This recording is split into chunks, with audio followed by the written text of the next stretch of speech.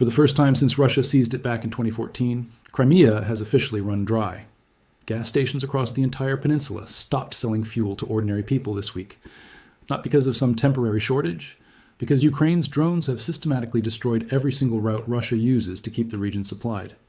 According to Radio Free Europe, Russian-installed authorities in occupied Crimea suspended fuel sales to private individuals and businesses starting June 21st. Sergei Aksionov, the Russian-backed head of the peninsula, announced the decision in a short video address posted on Telegram.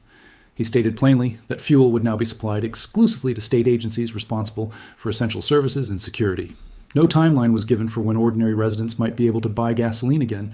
For a peninsula of roughly 2 million people, that is not a small inconvenience. That is a complete economic shutdown happening in real time. To understand how dramatic this moment really is, you need to understand exactly how Crimea gets its fuel in the first place. According to CNN, the peninsula depends on a handful of fragile supply lines. There is the Kerch Bridge connecting Crimea directly to Russia. There is a ferry crossing the Kerch Strait, and there's a network of highways running through occupied southern Ukraine, often called the Novorossiya Highway, or more darkly, the Highway of Death. One by one, according to multiple verified reports, every single one of these routes has been hit, damaged, or shut down entirely over the past few weeks. An entire region cut off from fuel through nothing but drone strikes is hard to imagine. But you have not heard the half of it yet. So go ahead and smash that like button and subscribe before we continue. Let's start with the Kerch Bridge itself, the most symbolic piece of infrastructure in this entire war. According to Wikipedia's verified timeline, the bridge was severely damaged back in 2025 and has remained vulnerable ever since. Russian authorities have restricted it to lighter vehicles only, banning heavy trucks from using it at all for safety reasons. That single restriction alone forced Russia to rely almost entirely on the Kerch Strait ferry and the long overland highways instead.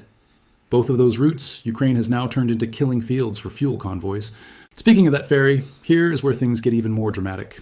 According to Ukrainian news outlets, Russian authorities suspended ferry service across the Kerch Strait starting June 21st, after Ukrainian drones struck the ferry vessel Panagia directly. The attack reportedly killed one person and injured another. A fire also broke out at an oil terminal in the nearby village of Chushka. According to a separate report from United 24 Media, this was not an isolated strike. Ukraine reportedly knocked out at least 3 rail ferries used specifically to transport heavy trucks between Port Kavkaz and Kerch. Analysts describe these vessels as a genuinely critical part of Crimea's entire supply network. With heavy trucks already banned from the bridge, those ferries were essentially the only other heavy cargo option left. Now they are gone too. That leaves the highways, and this is where Ukraine's strategy has been the most relentless. According to Wikipedia and multiple news outlets, the R280 highway is known as the Novorossiya Highway. It runs roughly 700 kilometers along the northern coast of the Sea of Azov. It connects southern Russia to occupied Crimea through cities like Mariupol, Melitopol, and Berdyansk. Robert Brovdy, the commander of Ukraine's unmanned systems forces, goes by the call sign Magyar. He reported that Russian military cargo traffic along this highway fell by 71% in just 2 weeks. 71%. That is not a disruption. That is the near total collapse of Russia's primary supply artery into the entire region. If a single number like that does not shock you, I genuinely do not know what will. So make sure you have liked and subscribed before we go any further. The destruction along that highway has been so thorough that locals have started calling it something else entirely. According to CNN, a stretch of the highway near the city of Melitopol is now reportedly littered with burned-out trucks and tankers, visible in geolocated video footage. One Russian military blogger, quoted in that same report, said petrol tankers and lorries are regularly set alight and described what is happening in stark terms. One by one, the links connecting the peninsula to the mainland are being severed. According to analyst Mick Ryan, Ukrainian drones have effectively taken what amounts to aerial control over 3 separate highways running along the coast toward Crimea. Russian vehicles attempting to use them are operating under constant threat from above at virtually all times. When the highway became too dangerous, Russia tried pivoting to bridges further inland, and Ukraine followed them there too. According to the Kiev Independent, a bridge near the village of Chonhar connects occupied Crimea with Russian-controlled parts of southern Ukraine. It was struck and damaged by Ukrainian drones overnight on June 7th. Russian-installed officials confirmed the bridge deck near Chonhar had been hit, forcing the suspension of traffic through a key checkpoint on the administrative boundary. According to the Moscow Times, this Chonhar bridge is part of the R218 highway connecting Rostov-on-Don to Simferopol. Its closure forced Russian convoys onto alternative bridges nearby, bridges that Ukrainian forces then targeted as well within the same week. Russia did not give up easily, though, and what happened next shows just how desperate the situation became. According to Wikipedia's verified account, after the ice, Chonhar Bridge was heavily damaged. Russia actually reopened an old pontoon bridge sitting right beside it. This particular pontoon bridge had first been built back in 2023, after the original Chonhar Bridge was struck by a Storm Shadow missile. It had then sat completely unused for 3 years. Russia only brought it back into service this June, purely out of desperation to keep some kind of crossing open. Think about that for a second. Russia is now relying on emergencies. Infrastructure built 3 years ago and abandoned ever since, just to keep a trickle of supplies moving into Crimea. Even Russia's railways have not escaped this campaign. According to the Kiev Independent, a railway bridge crosses the North Crimean Canal near the village of Rozdolne. It was struck by a drone attack on June 18th, sparking a fire. That particular bridge sits on the Kerch to Jankoy railway line. Local monitoring channels described it as a critical piece of infrastructure used to transport military equipment and fuel to Russian troops on the southern front. According to a separate report, the Chonhar railway bridge was also hit again just days later. Satellite imagery showed fresh thermal signatures right at the junction where the rail line meets the northern shore. While all of this transport chaos was unfolding, Ukraine was simultaneously hitting the fuel infrastructure directly inside Crimea itself, attacking the problem from both ends at once. According to the Kyiv Independent, Ukraine's unmanned systems forces struck the Hlibivka underground gas storage facility in western Crimea on June 19th. Footage of the strike was posted directly by Commander Bravdi himself. Multiple explosions reportedly continued ringing out across the peninsula well into the overnight hours that followed. According to Al Jazeera, separate drone attacks killed at least 4 people and wounded 28 others. The strikes hit an oil depot and fuel facilities Russia uses to supply its forces. President Volodymyr Zelensky personally confirmed Ukrainian forces had struck an oil depot in the Crimean city of Kerch during that same operation. That strike on Kerch was particularly devastating. The details paint a vivid picture of just how serious this campaign has become. According to United 24 media, Ukrainian drones struck a fuel terminal in Kerch overnight on June 21st, sparking what was described as a massive fire. Satellite monitoring detected a smoke plume stretching 66 kilometers from the port area, an almost unbelievable scale for a single strike. The targeted facility reportedly supplies fuel directly to vessels and services the so-called Crimea-Caucasus ferry crossing, meaning Ukraine was not just hitting random infrastructure. It was surgically targeting the exact choke points keeping the entire supply chain alive. So what does daily life actually look like for ordinary people caught in the middle of all this? According to NBC News, residents have been documenting hours-long lines at gas stations for weeks now. They are sharing videos on Telegram of cars stretching for hundreds of yards waiting for their turn at the pump. One resident from Simferopol, who works in transport security and asked not to be named, put it simply. The problem is that the fuel just cannot reach us. And how to solve this, nobody seems to know. According to Medusa, fuel rationing began even earlier, with stations capping gasoline sales at just 20 liters per driver per day. Many stations ran out entirely, regardless of the cap. Black market gasoline prices have reportedly surged to more than 4 times the normal rate, according to the National Security Journal. Desperate residents are looking for any way to keep their vehicles running. The tourism industry, which Crimea has depended on for over a decade since Russia's annexation, has been absolutely gutted by this crisis. According to the National Security Journal, tour operator Yelena Stringel told Russian outlet RBC that around 80% of previously booked June trips had already been canceled. Roughly half of July and August bookings were canceled as well. Crimea was supposed to be Russia's premier summer beach destination this year, and instead the resorts are reportedly sitting empty during what should be peak season. The New York Times reportedly noted that Russia first annexed the peninsula back in 2014. Moscow's entire pitch to residents back then was that annexation would bring wealth and prosperity. That promise is looking harder to keep with every passing week of this fuel crisis. Russian officials, predictably, have tried to downplay the severity of what is happening. According to NBC News, Kremlin spokesman Dmitry Peskov acknowledged what he called certain problems, while also blaming panic buying among residents for making the shortage worse. Crimea's Moscow-appointed leaders have used similarly evasive language throughout this crisis. Sevastopol's governor said only that logistical difficulties persist, the reasons for which are known, without ever directly acknowledging the drone campaign by name. Meanwhile, other officials have reached for far more dramatic comparisons. Vladimir Saldo, the Russian-installed head of occupied Kherson, compared Ukraine's strikes to the siege of Leningrad. He called them cynical barbarism designed to intimidate civilians and break their will. Ukraine's own military leadership, by contrast, has been remarkably blunt about exactly what they are trying to accomplish.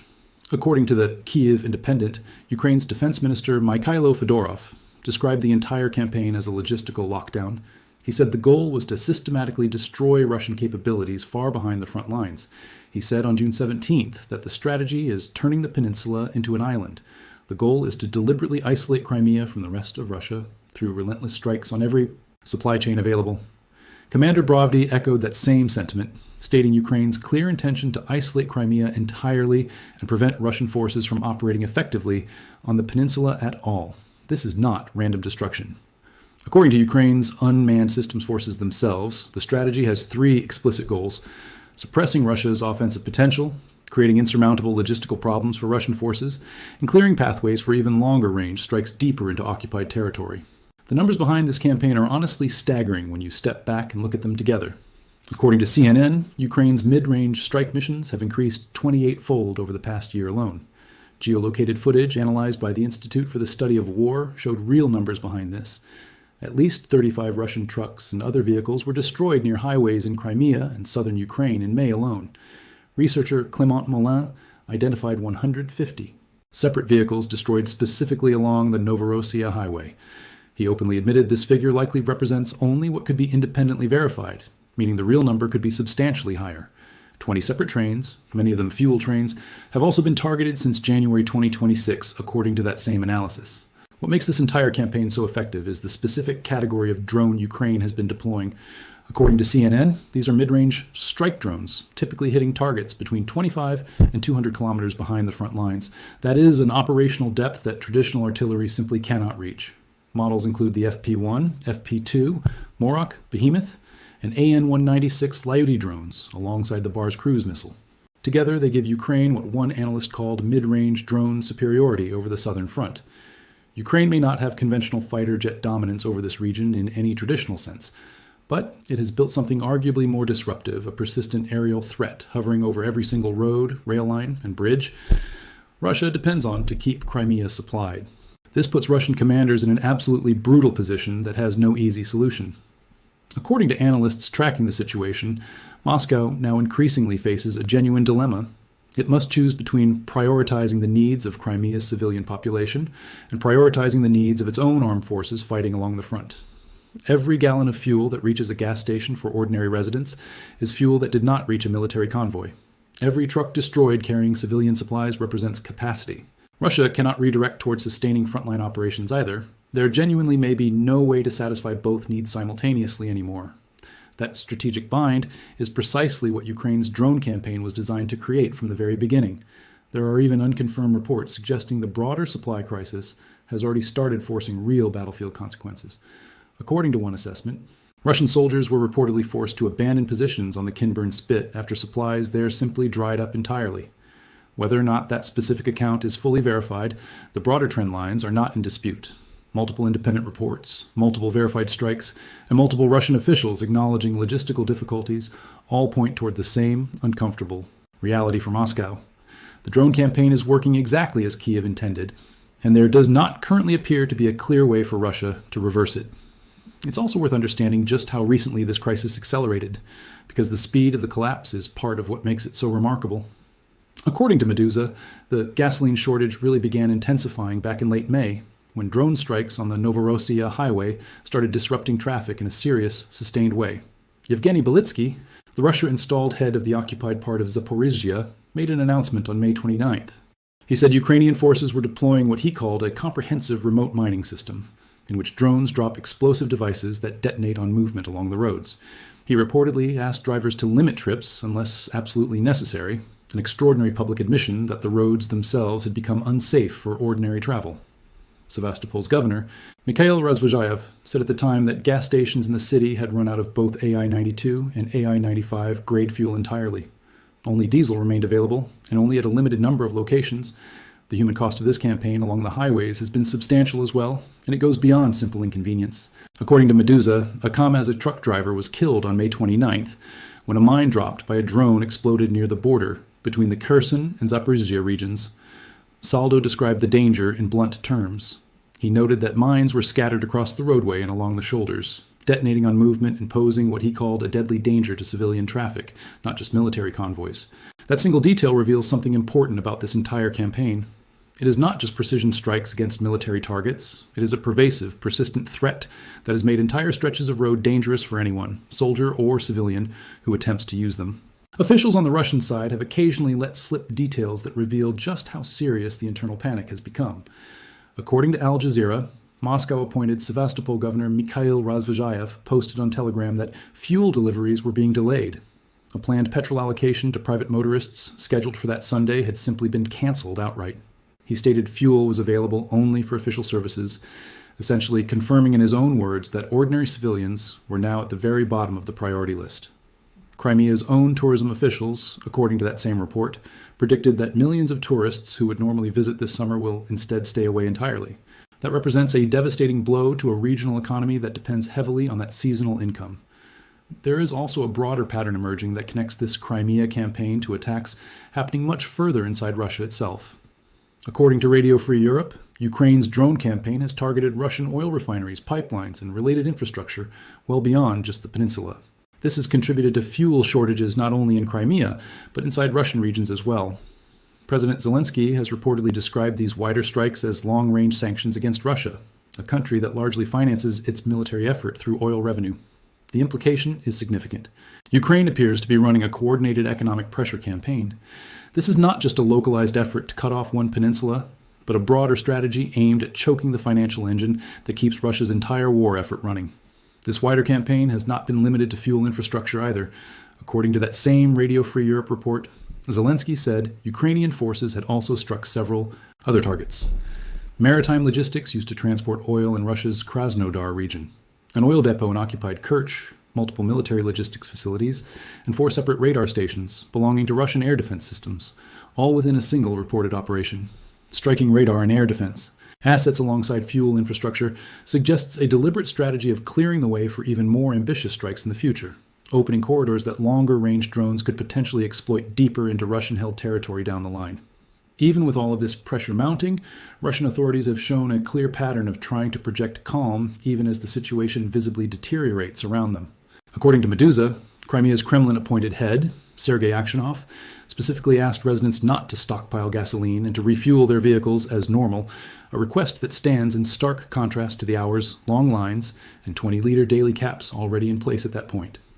Razvozhayev had similarly promised at one stage to restore fuel supplies by a specific date, while simultaneously acknowledging that authorities were managing deliveries, in his own words, manually, a phrase that itself suggests the normal automated supply systems had already broken down entirely.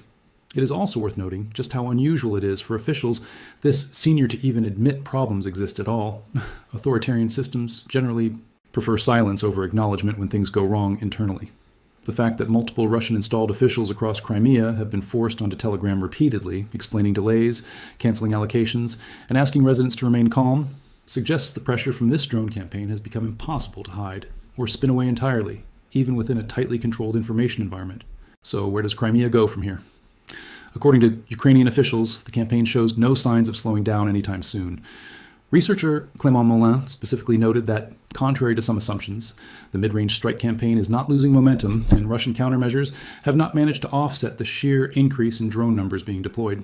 Every alternative route Russia tries pivoting toward, whether that is old pontoon bridges, rail lines, or remaining ferry crossings, appears to get targeted within days or weeks of being identified.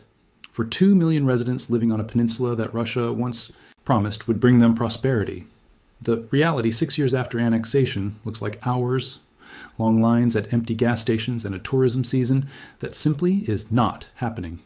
Whether this pressure eventually forces a genuine shift in the broader war remains to be seen, but one thing is now undeniable according to every verified report coming out of the region. Crimea, for the first time since 2014, has truly run out of options.